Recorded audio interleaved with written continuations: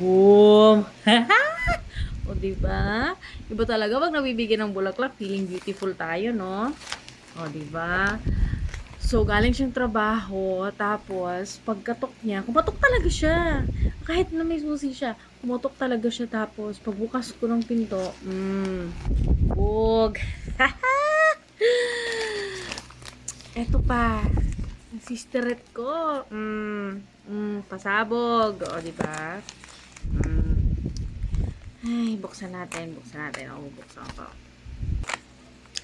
To my one and only sister, hello. I'm writing this while drunk.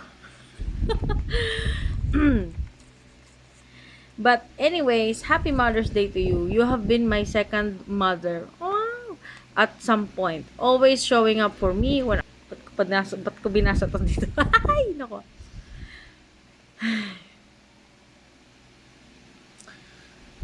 I am thankful that we mended our relationship. I love you, ate. Happy Mother's Day. Stay strong as always. Do not falter.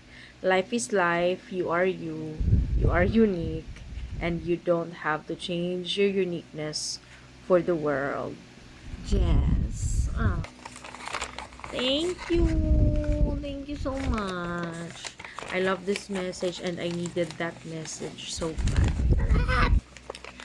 Yung mga wala pang binigay sa akin, mga anak ko.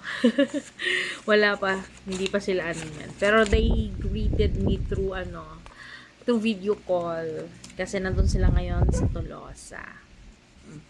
Ayan, so thank you so much and happy Mother's Day sa lahat ng mga nanay dyan, nanay-nanayan, everyone, mommy, mamshi, mudrakels, ayan, mama, mamita, happy Mother's Day sa inyong lahat. Mga tita, ate, lolo, lola pala. Ayan, so, guys, if hindi kayo naka-receive ng flowers or anything at all, do not feel like you're less of something because hindi nasusukat sa flowers lahat, okay? So your time will come and do not expect then kasi when you least expect it, it actually is more parang you feel more happy and surprised when you least expect it. Kasi, I don't know, basta yun. Gets mo na yung punto ko. Ayaw umiyak dito. Ano ba, parang tanga? Okay, sige. So, babalik na ako sa trabaho ko. Lobat na ako. Alright, so happy Mother's Day everyone. Ayan, sa mama ko, happy Mother's Day mama. Andito yung regalo ko sa'yo dito. So, huwag kang mag-alala. Okay, di ka zero. Wala ka lang talaga dito ngayon.